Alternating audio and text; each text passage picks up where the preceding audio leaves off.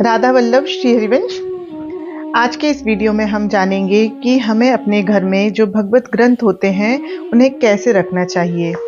जो हमारे भगवत ग्रंथ होते हैं वे साक्षात भगवत स्वरूप ही होते हैं, भगवत वाणी ही है, इसलिए उनका बड़ा ही विशेष आदर करना चाहिए। जितने भी भगवत ग्रंथ हमारे घर में यदि हैं तो हमें उनका पूरा सम्मान करना चाहिए। और आइए जानते हैं कि क्या क्या नियम हैं जिनका ध्यान हमें रखना चाहिए यदि हमारे घर में कोई भी भगवत ग्रंथ उपस्थित है तो। यदि हमारे घर में कोई भी किसी भी तरह का भगवत ग्रंथ है तो उसे पूरा सम्मान और आदर के साथ ही हमें अपने घर में रखना चाहिए। जैसे कि श्रीमद् भागवत महापुराण हो गया, जैसे श्रीमद् भगवत गीता हो गई, जैसे श्री रामचरितमानस हो गए, श्री भक्तिमाल हो गई। ये जो सारे ग्रंथ हैं ये अत्यंत ही पवित्र और साक्षात भगवत स्वरूप ही बताए गए हैं, इसलिए इनका बड़ा ही विशेष और आदर और सम्मान करना चाहिए। यदि आपके घर में ये सारे भगवत ग्रंथ हैं, बड़ी ही अच्छी बात है, क्योंकि यदि हम सनातन धर्म में जन्म लिए हैं तो हमारे घर में ये सारे ग्रंथ अवश्य ही होना चाहिए। अब ये जान लेते हैं कि हमें इनका कैसा सम्मान और आदर करना चाहिए। हमारे घर में यदि किसी भी तरह का कोई भगवत ग्रंथ है तो हमेशा उसे लाल या पीले रंग के वस्त्र में लपेट कर ही उसे रखना चाहिए।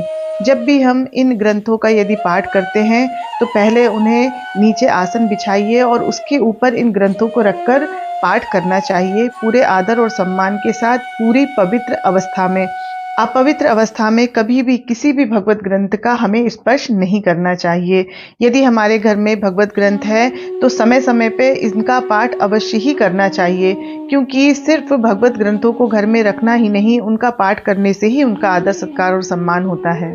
इस तरह से हमें सारे नियमों का पालन करते हुए ही इन धार्मिक ग्रंथों को अपने घर रखना चाहिए और इनका पाठ करना चाहिए समय समय पर यदि हम इन नियमों का, इन भगवत नियमों का पालन नहीं करते हैं और मनमानी आचरण करते हैं, इनकी अवहेलना करते हैं, तो इससे हमें लाभ नहीं अपितु हानि ही होती है।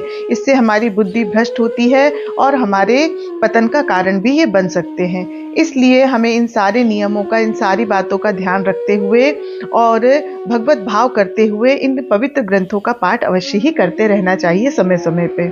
आशा करती हूँ आज की छोटी सी जानकारी आपको अवश्य अच्छी लगी होगी, तो अधिक से अधिक लोगों तक इसे शेयर करें और मेरे चैनल को लाइक करें, सब्सक्राइब करें और कमेंट भी अवश्य करें। जय जय श्री राधे।